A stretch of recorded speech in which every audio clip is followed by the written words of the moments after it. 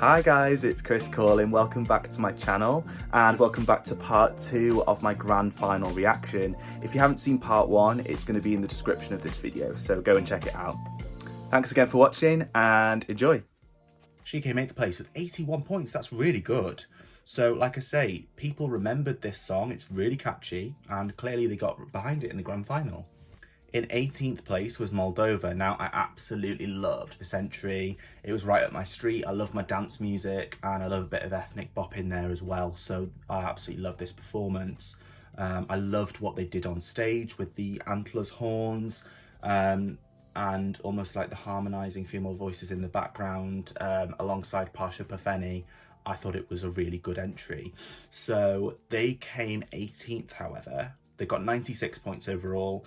And they came 20th with the jury with 20 points, and they came 9th. They came top 10 with the televote with 76 points. Once again, similarly to Poland in a sort of way, it wasn't as vocally challenging or vocally impactful, so that's why I think it didn't do as well with the jury. But again, very, very visually arresting. So you had the dancers on stage, the folk I think he was playing a flute, and I thought the graphics were amazing. I'm pretty sure he had some pyro in there as well. So that's why it did better with the televote. Okay, in 17th place was Spain. Wow, I think this was my biggest shocker of the night because I was expecting it to do so much better than it did.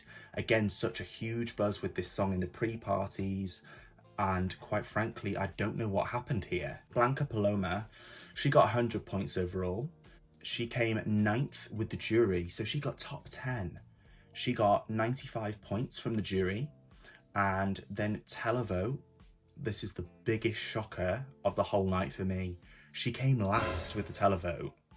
What? I don't understand. I remember I was in disbelief when they said how many points she got for the televote. She got 5 points in the televote. Bottom of the pile. Why? Why? I don't understand.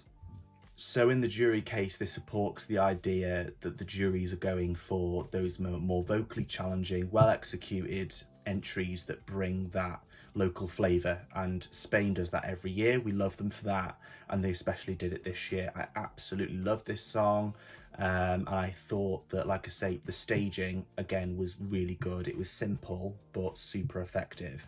I didn't think this was fair though on Blanca Paloma because it was not a bad performance in any respect. She had one of the most amazing voices in this grand final, and she certainly did not deserve the bottom televote.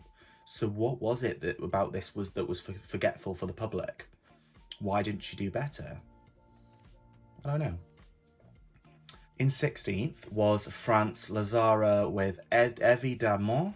Once again, another shocker for me. I thought France would do so much better than they did in this grand final. They overall got 104 points. They came 16th overall, 16th in the jury, and they got 54 points. And they came 14th with the televote with 50 points. Now, I wasn't too sure about how this would do before the contest, but then the first rehearsals pictures came through, and I think myself and for so many people, we were blown away by this. She was imitating almost like the Eiffel Tower. She was up high on that platform, and the staging was unbelievable, I thought, for this performance. I thought she sounded great.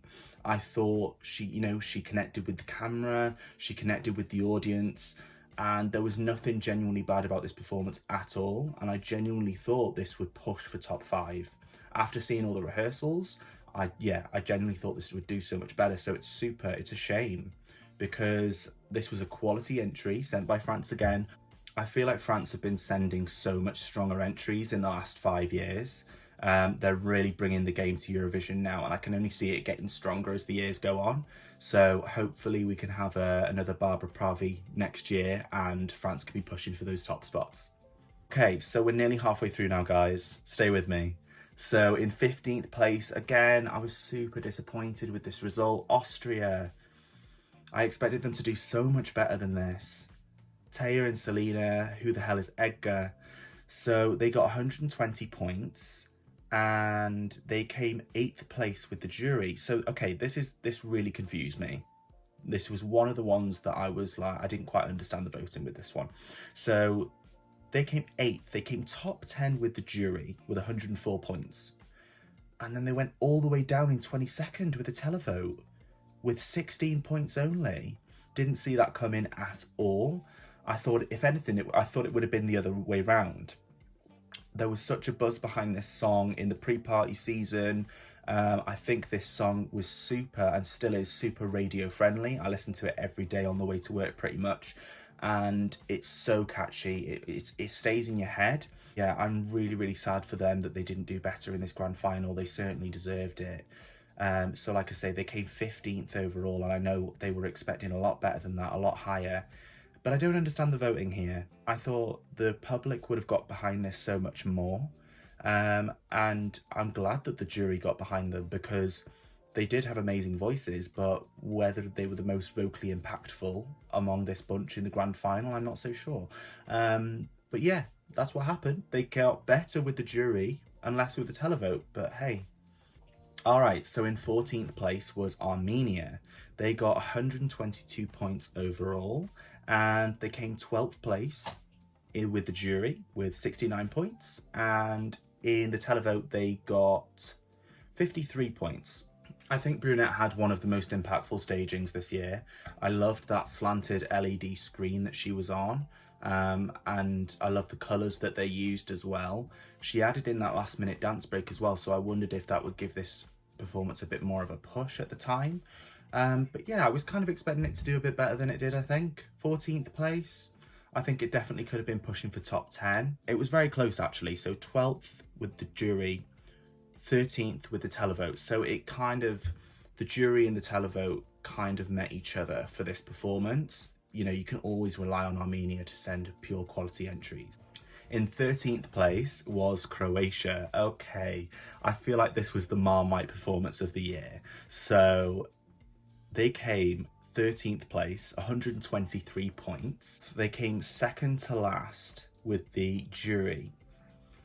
But then with the televote, they came 7th with 112 points. What a massive gap. I thought this performance was so Eurovision, but I wasn't even sure if this would make the final. But like I say, the staging was just crazy for this, very visually arresting. I can see why people got behind it in the end. And it's clear from the televote, they did super well, top 10 in the televote. But no, I just take my hat off to them, because it was a slightly older band, Let 3. And what a way to just come into Eurovision and make such an impact. In 12th place was Andrew Lambrou with the song Break a Broken Heart, Cyprus. So Cyprus came 12th, they got 126 points overall. They came 13th in the jury with 68 points, and they came 11th with the televote with 58 points. I wasn't really sure how this song would do in the end. Quite a few people said it was quite generic at the time, like they'd heard it before. It goes without saying, this was still a really, really strong entry. I thought everything was done to a T with this performance. Obviously, Andrew Lambrou looked great. I thought what he was wearing really matched the performance, and he let the LED visuals really, you know, take ownership of the performance. And the pyro as well, that was such a cool effect, watching it live and on TV as well. It was really kind of like tapping into this earth, wind and fire kind of vibe, and I'm really glad that's the route they went down, because it translated so well on stage. I think they did really well with this nearly top 10, 12th. It was super vocally challenging. In some of the pre-interviews would say how, you know, he was really up for the challenge of this song. It's not an easy song to sing at all, but he absolutely nailed it in every performance, I thought. 11th place was Lithuania. Okay, I was a little bit surprised at this result. I absolutely love Monica Linkite and this song Stay. I thought that, once again, amazing vocals. She came 11th with the jury, but then 15th with the televote. So yeah, it kind of makes sense, this one. She got 81 points with the jury. It was a very challenging song to sing, and she absolutely nailed it in every single performance. Obviously, we know Monica from competing in Eurovision 2015, so she has that experience. She knew what she was coming into this second time round. But also, I bet there was a bit of added pressure as well, being only on her own this time. Obviously, she had her singers around her, which I thought was just such a nice touch. But she did just as well, if not better. I'm not sure what her placing in 2015 was. Please let me know in the comments below. But I thought she did so well this time. And clearly, yeah, the jury and the televote got behind this.